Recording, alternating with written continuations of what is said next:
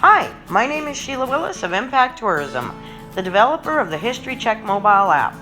Welcome to History Bytes, your daily dose of Alberta Historical Trivia, brought to you in partnership with Belt Drive Betty Media and the Canadian Motorcycle Tourism Association. You can register to answer the questions for a shot to win prizes, or just take the quiz to satisfy your own brain power. Either way, we're excited to see how much of Alberta's history you really know. And yesterday's question was, Moonshine Lake, now a provincial park site, was once a Boy Scout Campground, B, a private resort, or C, a slough? And the correct answer is a slough. According to local stories, the Moonshine Trail and Lake got the name as Jack Campbell and Harry Hanrahan, well laden with their moonshine product, were pulling up the steep incline on the northern edge of the slough when some of the brew tipped out and ran back down into the pond.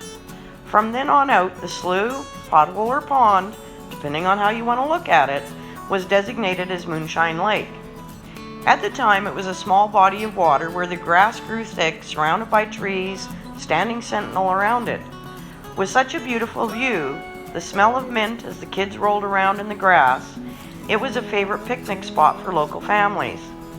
Well, around 1956 or 57, the idea for Moonshine Lake Park took hold.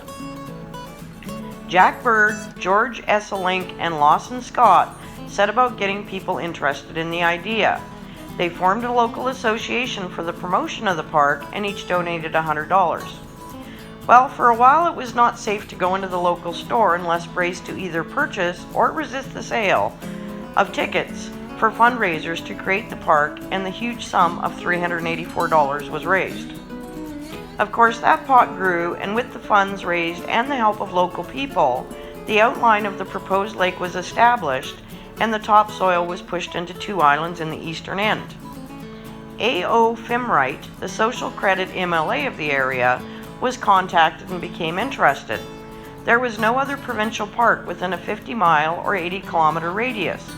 Moonshine Lake Provincial Park was established in April 1959 by Order in Council 592-59. The park was originally created for and maintained by the residents, but soon became a favorite spot for many people, including those from Grand Prairie and Dawson Creek, BC.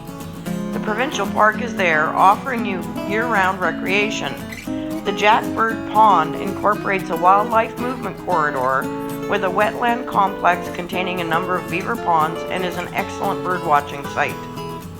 So I would like to thank or credit the Big Bend Historical Committee for the story and some of the images taken from the book The Big Bend, which they put together in 1981. And tomorrow's question is, Fred Brick tells of a man named Boucher who received news of his daughter's death by A, telegram, B, word of mouth, or C, unknown sources. Come back tomorrow for the answer and the story that goes along with it. Then we'll load you up with the next day's question. Enjoy!